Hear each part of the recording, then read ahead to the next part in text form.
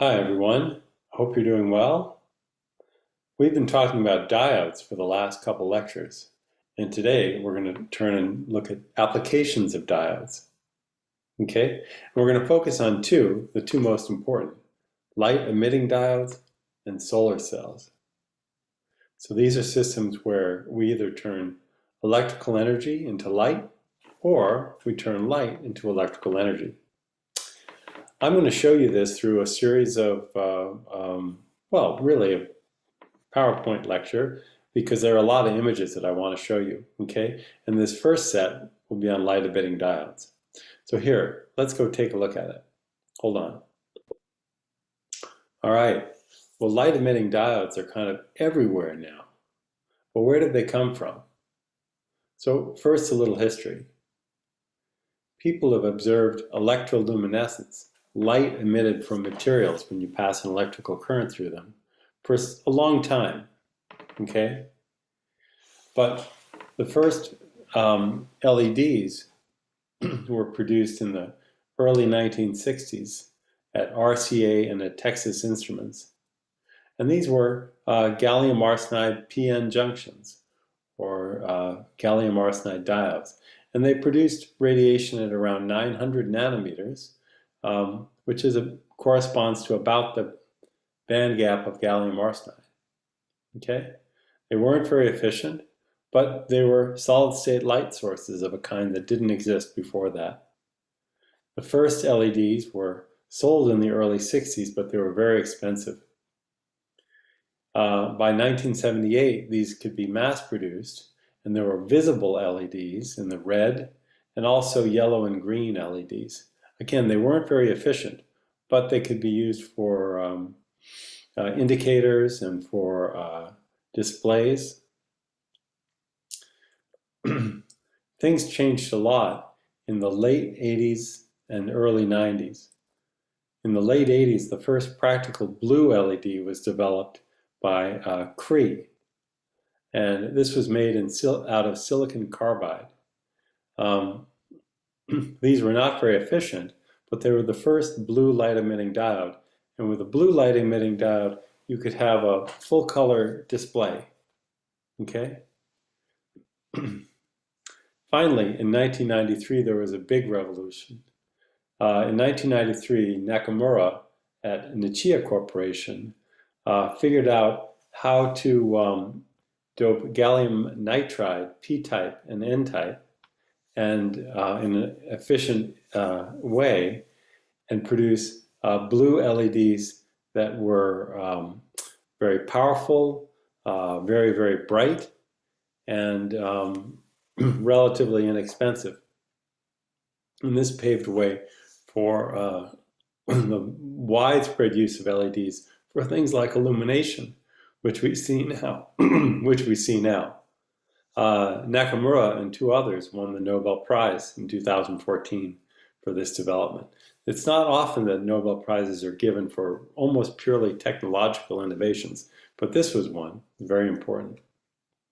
So how do light emitting diodes work?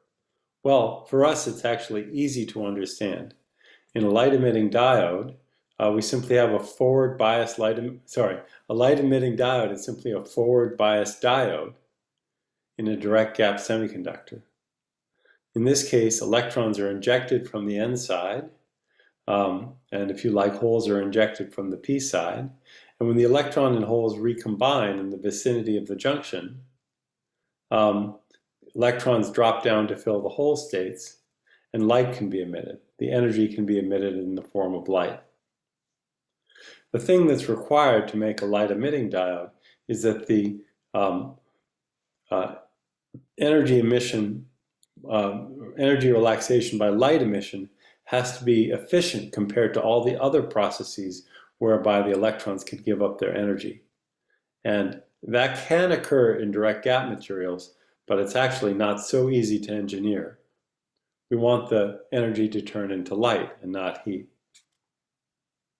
In fact, in all modern LEDs, the following is adapted. These are what are called heterostructure LEDs. And they're made out of, they're made out of more than one material, as is shown here.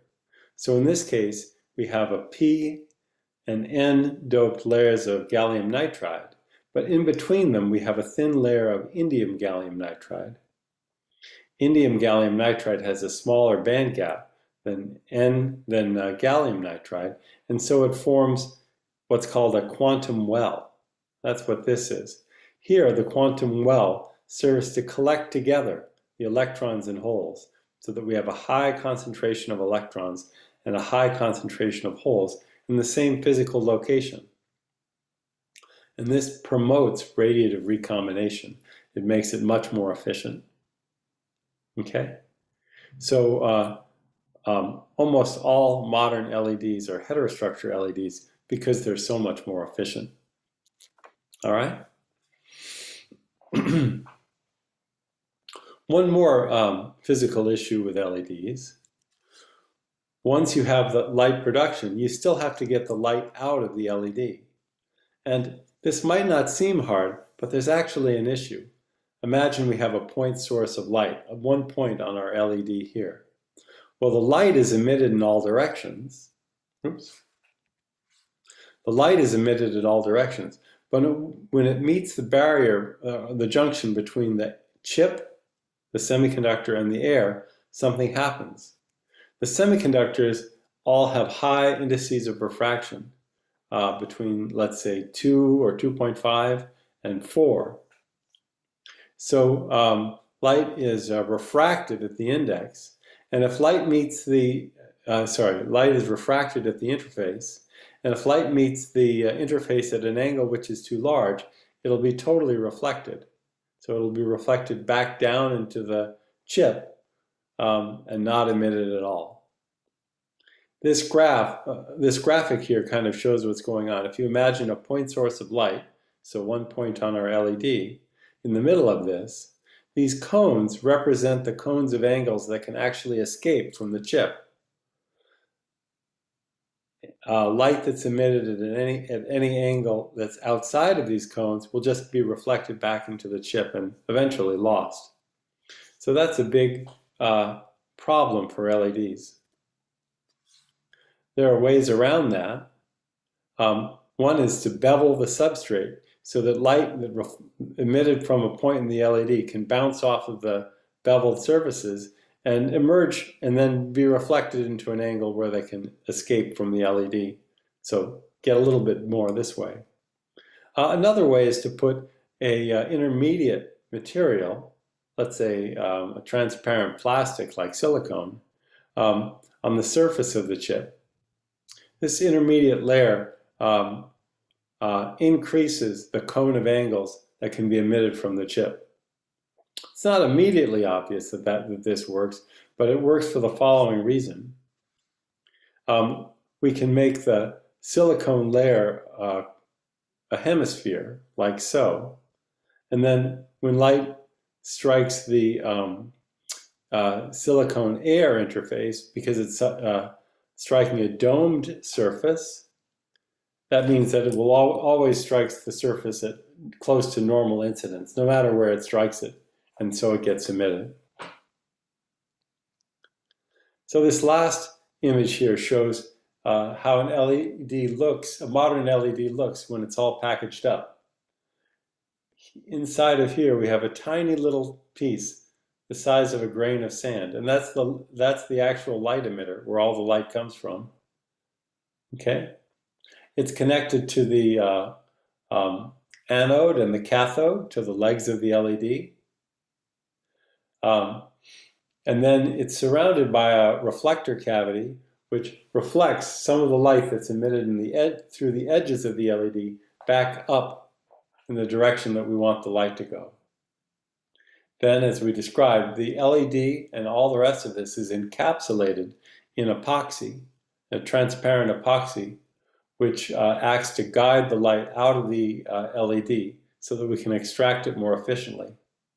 And the hemispheric surface also makes a nice lens to collimate the light from the LED so we can get something that's more like a beam instead of a omnidirectional source. Okay? These days, LEDs exist that span the entire spectrum from the near infrared, here at 980 nanometers, down to red, green, blue light, violet light, even ultraviolet light. In fact, there are LEDs that span the range all the way up to about 220 nanometers, deep into the ultraviolet. Okay? It's pretty amazing. So what are shown here are all the commercially available LEDs. There are also some very special purpose LEDs at longer wavelengths that are mostly just in research labs. All of these LEDs are made from a range of materials which have different band gaps. So the range is shown here, or the library or zoo of materials are shown here. And it's also summarized in this graph, which we looked at before, I think. So there are semiconductors which have different band gaps, running from very small, like indium arsenide, up to larger values, and finally up to very large values in the gallium nitride family.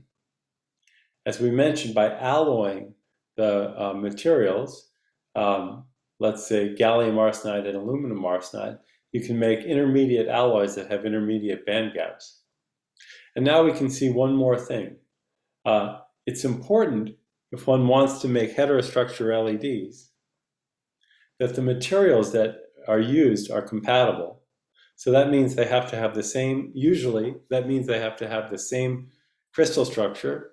They have to be chemically compatible. They can't react with one another. And then finally, they should have the same lattice constant, if possible, so that one can grow one material directly on a crystalline substrate, and the crystalline order in the substrate will just continue into the epitaxial layer, and the layer that's grown on top of it. So in that case, it's important to choose a family of materials where the lattice constant can be held roughly constant as you go from a larger bandgap material to a smaller bandgap material. The paradigm system is aluminum arsenide, gallium arsenide, where the lattice constant is almost exactly the same between these two materials. Okay? But there are other family of materials which work well as well. Okay, so that's the library of LEDs in this vast set of direct gap semiconductors. Here, we'll close by just talking about one more. This is very important now. This is a white LED, which are used for illumination. White LEDs these days are made in the following way. They consist of a blue LED, because blue gallium nitride LEDs are relatively efficient and very bright, plus a yellow phosphor. And the combination produces white light. So in this spectrum, the spike in the blue, that's from the light-emitting diode. But the light-emitting diode is surrounded by a phosphor, which is also often cerium-doped yttrium aluminum garnet glass. And this fluoresces in the yellow, and then the combination of colors gives us our white LED. Okay, the phosphorescence is very broad, so it covers everywhere from green to deep red.